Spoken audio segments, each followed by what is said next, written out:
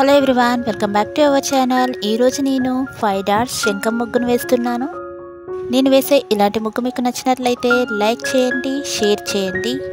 మీలో ఎవరైనా first time నా వీడియో చూస్తున్నట్లయితే సబ్స్క్రైబ్ చేయడం మర్చిపోకండి ఫ్రెండ్స్.